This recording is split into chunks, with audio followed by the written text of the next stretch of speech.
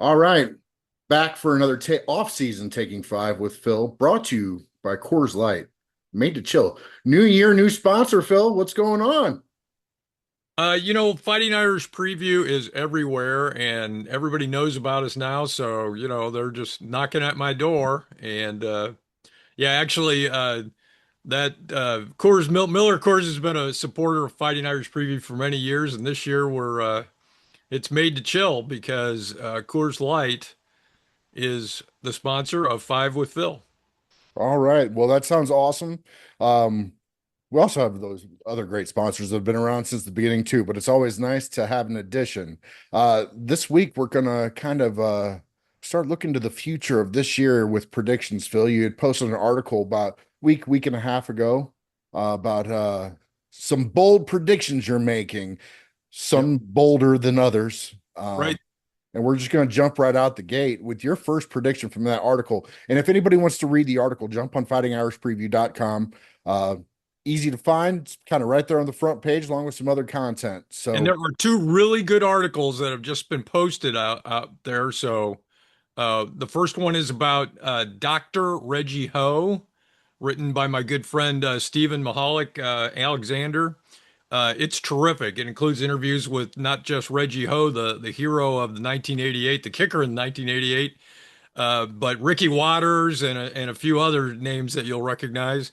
And then just yesterday or day before yesterday, we posted an article about the collaboration between Father Ted Hesburgh, and this is something for young guys like you, Jesse, Father Ted well, Hesburgh and Ara Parseghian, and how it really transformed the university in a very good way back in the 60s. It's something really in my wheelhouse, and I just loved writing that article. So go there.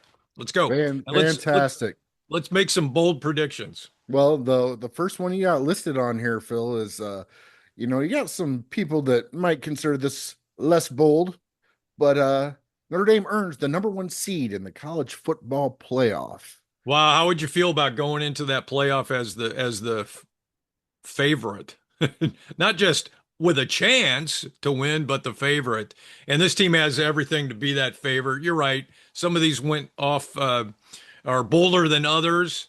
Vegas has probably got us right up there in the top three or four. So why not be the number one seed if Notre Dame goes 12-0 and does it with just a little bit of style? And I think they'll be favored in every game this year.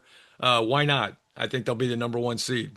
And then there's part of me with the whole in-state Indiana. If Indiana's going to make the playoffs, I'd kind of love to play down in Bloomington if they got a home game to start the playoffs to kind of exert our in-state dominance as we've already done once since these expanded playoffs have Yeah. begun.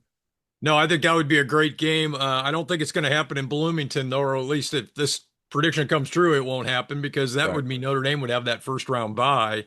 And, Indiana would host only uh, if they didn't have a bye. So, we don't want that to happen. But boy, the game that should have happened last year in the Rose Bowl, Notre Dame should have played Indiana in the Rose Bowl, as all right, admittedly, I'm getting a little tired of saying because I've said it so many times, but it's true. Instead of Alabama, uh, yeah, the rematch would be a juicy game, spicy game to cover no matter where. Absolutely. Man. And also the schedule does set up favorably. Like you said, we should be favored in every game. The one that's going to be the closest to a toss up will probably be that Miami game, but we are also the home team in that game. So if everything goes to plan, it should work out that way. You Second know, prediction. the I reason we think watch sports, though, don't forget the reason we watch sports is because things rarely go to plan. If they went to plan, then there'd be no reason to watch. well, There's going to be twists and turns, but this team's got everything it needs to be that number one seed. Let's go. No, leave no doubt. well, the number two prediction that you made is a little bit bolder than that first one. CJ Carr finishes in New York for the Heisman. That's not so bold of a prediction, No. but so does Leonard Moore. Your boldness goes to a defense only player. Yeah, yeah, I just I was thinking CJ Carr, Leonard Moore he is so good.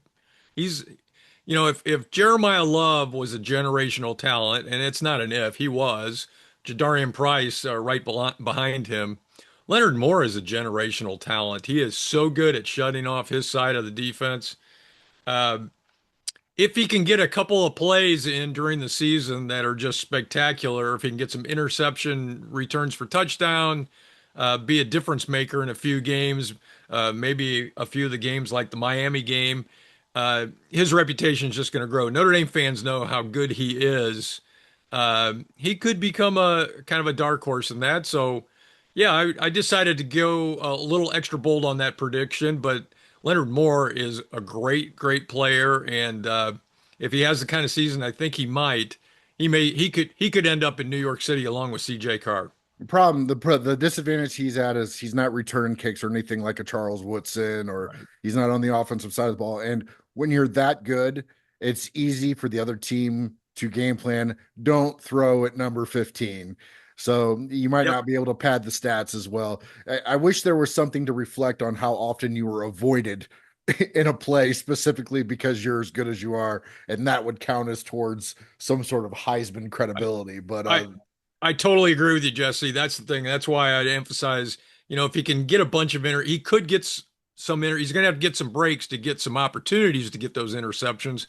But if he then also returns them for touchdowns at key times during the game, he'll get some attention, and that's what it would take, I think, to get him over the top because he's not returning kicks. well, some of these teams on our schedule, again, schedule lines up. It's a pretty favorable schedule for us.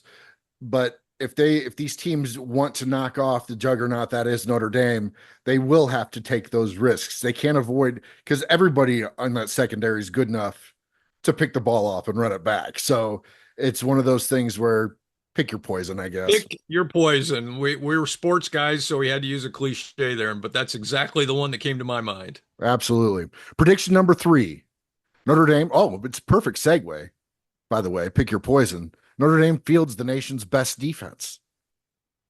I don't think this is very bold. What do you No, think? no. Well, This this defense is going to be nasty. Whether they're the best, and how do you really decide who's the best? I don't know. Points allowed, yardage allowed, something like that. Well, Notre Dame's going to be good in all those categories, and they are top notch, as good as anybody, arguably as good as anybody in the nation at all three levels. Defensive line, really fortified through the portal this past year, and linebackers are widely considered to be so good that they've been picked by many of the preseason publications as the best group in the country. Drake Bowen looking at an All-American, potentially All-American year, and then that secondary, which we just talked about. Uh, yeah, really good, really good. I love Tay Johnson, man. well, Don when you Schuler. Oh, those. We haven't even. We're not. We're talking safeties now. We're not even talking about those great corners. But yeah, well, on three just had our linebacker core, I think, is their number two heading into this year, with the secondary consensus being the best in the country, or at minimum having the best cornerback in the country on a good secondary at minimum. And then with what you see, we already had talent on the offensive line. Trey Orey going into the season healthy. You got guys that you're looking on making leaps that have all the tools, and then you go to the portal and you get that size from these high pedigree programs to fill up that middle. It's hard to think that this would be that bold of a prediction, Phil. I'm not going to give you too many bold stars on that one. well, to say it's one thing to say they're going to have a great defense, and it's another to say they're going to have the best defense, and so that's going to be bold anytime. That Uh, gets and they may be the best defense. They are on paper. They look like the best defense in the country. for sure. Prediction number four. Now we're going back to the other side of the ball.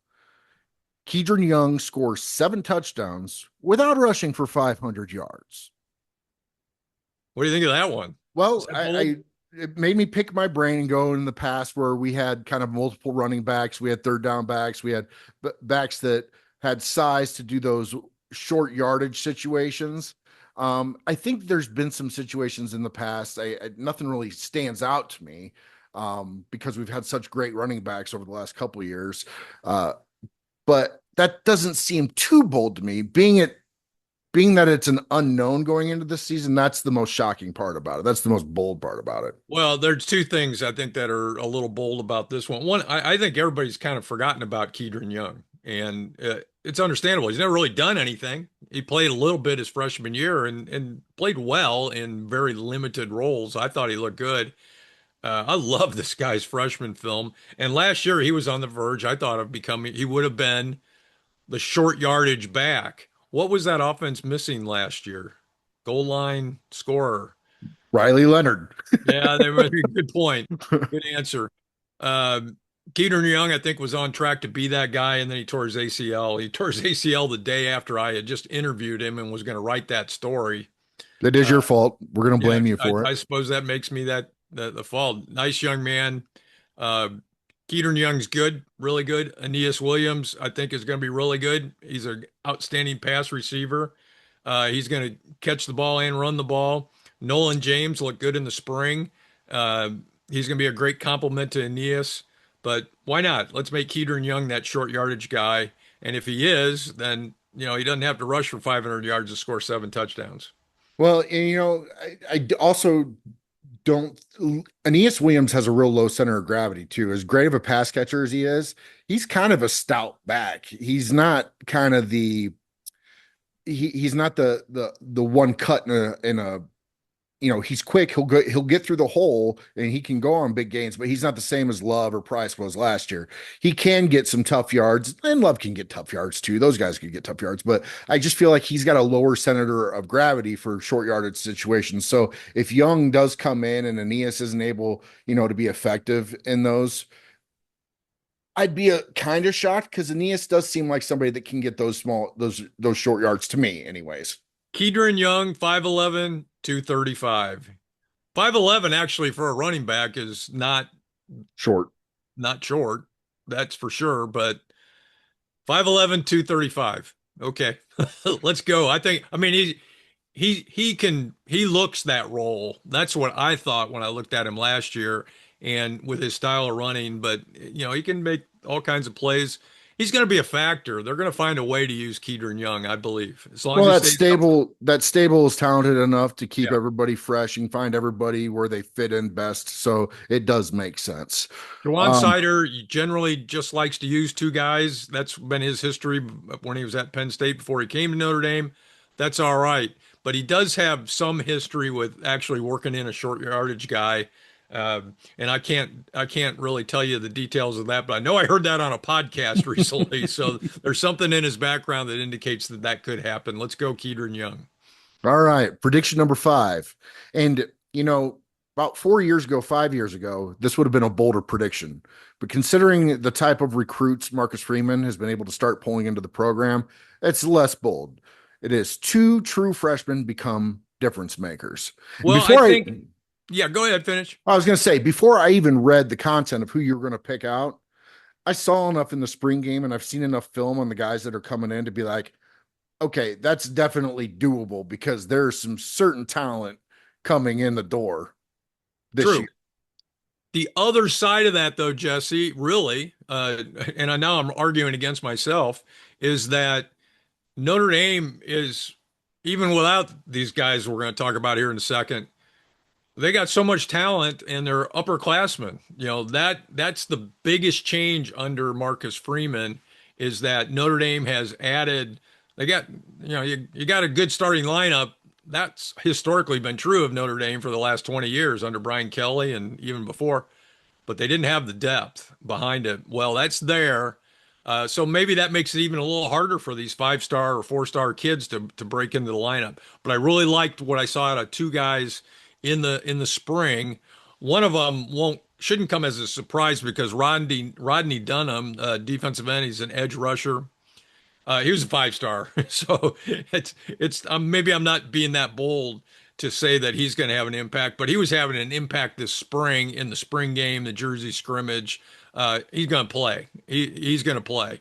Devin Fitzgerald, though, is the guy who comes in as a 3-star, but boy, what a pedigree Devin Fitzgerald has. With Larry Fitzgerald, was a guy who just caught pass after pass after pass in the NFL, and he tortured Notre Dame when he was at Pitt back in whatever I don't know, was that the 90s probably? I I've think it tried to was forget it. I think it was like 2002. Was it that early? I think it was Okay, right well, around I tried to 2002. forget about it because it was just like you had to account for that guy every time. So good. But Devin Fitzgerald made some tremendous plays. He just looked, I mean, explosive plays in the spring. And I'm saying it's going to be hard to keep this guy. The Notre Dame's loaded with potential and talent at wide receiver this year. We all know that. But I'm looking for Devin Fitzgerald to make some big plays this year. Well, Rodney Dunham. So there's a difference between 5 star on potential and coming in 5 star game ready. He is a 5 star game ready, built like a man, quick twit. He's got everything ready to go. All he has to do is build on the talent that he's already developed to get him where he's at. I can still picture in my mind's eye the first really laying eyes on him. I was at some of the early practices, but there's so many guys you're looking at. But during this Jersey scrimmage, when I was at that back in early April, mid-April, looking out where the defensive linemen were warming up before the scrimmage was going to start, and it just instantly hit me. Oh, who's that guy? And I quickly looked down. Well, that was Dunham. I mean, and he was just running drills, those spin drills and these other things that linemen do to kind of warm up. But he was huge, like you said, a man at age 18 or whatever he is, probably no much, not much older than 18, and he could move speed. He had speed and moves, and that's what you want in an edge rusher. I think he'll have an impact this year. I'm going to put you on the spot, Phil, for a sixth prediction, and it's going to be a non-Notre Dame related prediction. I want you. I'll lead off. I'm going to give you an example Oh of no. what my prediction, my bold prediction for this year is that the University of Texas does not win the SEC and potentially misses the playoff yet again. Oh, and the whole state of Tech. Well, at least part of a good portion of the state of Texas will be crying if that happens. Uh, yeah, I suppose there's probably podcasts being made just like this one right now down in Texas, where their bold prediction is that Texas will be the number one seed because that Sure. team's really good. And they got the quarterback. Arch Manning's gotten a little better every year, and he's got the tools. Uh, They've had the payroll for a couple years now without the well, pay. that's They've true. had the payroll without the payoff. Yeah, but yeah, they're going to be good. They're one of the contenders. There's no doubt about it. But that would be that's a bold prediction that you could probably, if this goes below the Mason-Dixon line into Texas, and it will, because we're everywhere. YouTube's everywhere. You're going to make some people mad, Well, maybe that's the point. and you're kind of good at that. It is kind of the point. I know you're good at that. You're better than that at that than I am, actually. Well, it's an art form for the young that grew up in the digital internet age, Phil. I get it. The Now, actually, trolling. though, this whole thing, though, Jesse, leads to one final prediction, right? And if those five predictions come true, and you can read this in the article because I included this in the article, and it's one final prediction. If all the five of these things come true, I will see you in Las Vegas. Well, absolutely. But And that's again, I if don't those find five that to be things a come bold true, prediction. Notre Dame is going to be in that championship game, and they might even be favored to end that drought that's been around since 1988. Well, you don't got any other bold prediction about any non-Notre Dame team that isn't in the sphere at all that you want to throw out there that you kind of see in your peripheral As being a contender, or not or a team that people think is going to be a contender this year that may disappoint. I'm still and take this with the right in the right spirit. I still can't believe Indiana is as good as they are. I would have said that too, but that one seemed like the too obvious of a one for me to say. and and the reason but I'm looking now they're starting to recruit now. Before they're bringing guys in through the portal, and Signetti obviously is a good coach. He keeps his staff together, and they've got a good system, a tremendous system. Um, and I'm an disclaimer here, and for those that don't know, I am an Indiana University graduate, and I'm a fan of Indiana University. But I watch college football, and I do it kind of for a living, And you're from South Bend. and I'm from South, I suppose. Well, that's where the bona fides came for Notre Dame. But yeah, I just have a hard time believing they're going to You be as know, good as they there were there for the third year in a row. you would think that there may be like a bit of a fall off, and I think a lot of it depends on Hoover or the quarterback that they got from Kansas State, on whether he got rid of the turnover issues, whether he can execute like their last two quarterbacks have in the Signetti system. But you know, even though they're recruiting a little better, they're still not a top 10 recruiting school. They still make their best work in the portal. That's They're in on 5 stars now though, and they never were before. So I think they're majoring and they're going to continue to major in portal and minor in high school recruiting, while Notre Dame, as according to Marcus Freeman and by all observations, Notre Dame wants to major in high school recruiting and minor in the portal. So sure. Notre Dame's going to develop it organically. IU's still going to be a portal driven team, I think. Well, because I think the principle behind it all at Notre Dame still is you want people that want to prepare themselves for the rest of their lives, not just for a football career. And I think that's the goal. You want to get a kid that wants to be in there and to be in the best spot to succeed for life, not just bouncing from team to team, hunting a paycheck. Because who knows how long that process is going to last the way it is until Yeah. they wrangle it in and start putting some shackles on what you can do there. So I think 100%. you're right. I think that's going to change a little bit in the somewhat near future. In the next few years, it's got to, and uh, and then developing your players organically will be important once again. All right, well, we got some bold predictions out there, Phil. Anybody that's watching this, if you got some predictions you think we missed, throw them down there in the comments below. Make sure you hit the like or subscribe, and remember, grab yourself a Coors Light on the weekends. Drink responsibly. It's made to chill, so there's no rush. You don't got to pound them down.